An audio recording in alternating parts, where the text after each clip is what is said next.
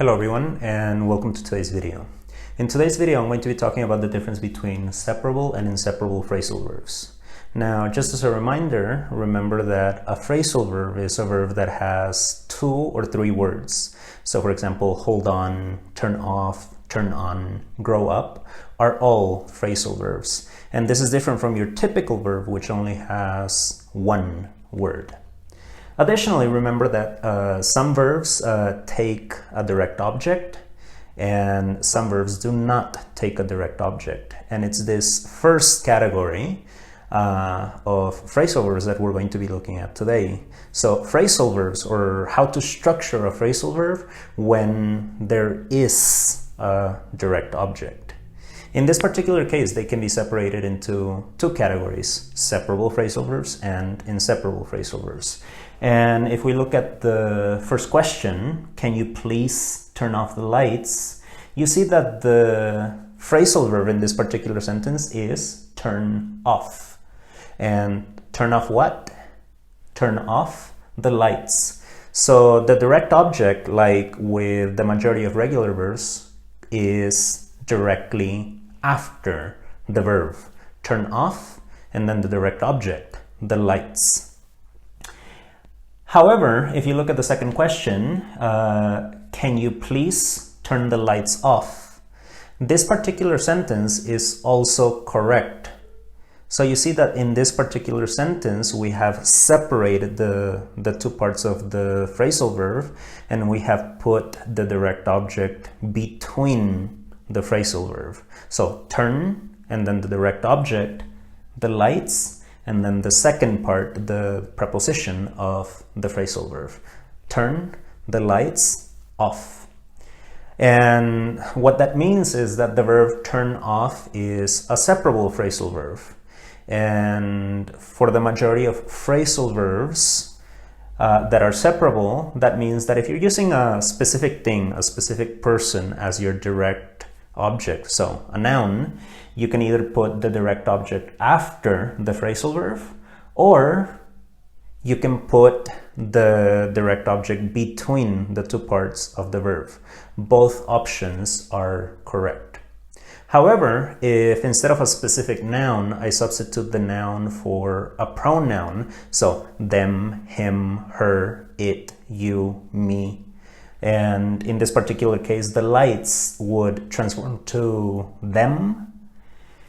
If you're using a pronoun, it is necessary to separate the phrasal verb. So I would say, can you turn them off? So you have the 2 parts of the phrasal verb, and then you have the direct object, the pronoun them, between the 2 parts of the verb.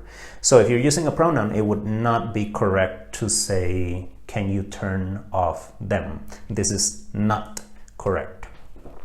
So basically, to summarize, if the phrasal verb is separable and you have a specific noun as the direct object, you can put the direct object either after the complete verb or between the 2 parts of the verb. If the direct object is a pronoun, it is necessary to put the direct object between the 2 parts of the verb. And we see the same thing in this example with the phrasal verb write down. You need to write down this information. So write down is the phrasal verb, and then after you have the direct object, this information. Or you can say you need to write this information down with the direct object between the 2 parts of the verb. However, if I use a pronoun, in this case it, substituting this information, it is necessary to separate the phrasal verb. So you need to write it down. You need to write it down. And that would be the only way to structure the sentence correctly if you are using a pronoun. However, there are some phrasal verbs that are not separable, and an example of this would be the verb look for, as in search. So for example, if I say, I'm going to look for my keys, well, look for is an inseparable verb, so there's only one place where you can put the direct object, and that's after the verb, like you do with the majority of regular verbs. And even if you're using a pronoun, the direct object would go after the verb. So I'm going to look for them. Look for them. And basically, that's it. If the phrasal verb is separable and you have a specific noun as a direct object, it can go after the verb or between the verb. If you're using a pronoun, it needs to be between the two parts of the verb. If the verb is inseparable, the direct object always goes after the verb. And you can find this information in the dictionary, the majority of dictionaries. If you search for the definition of any of these phrasal verbs, it will also tell you if the verb is separable or inseparable. But like always, my recommendation is just to listen to the way that other people speak.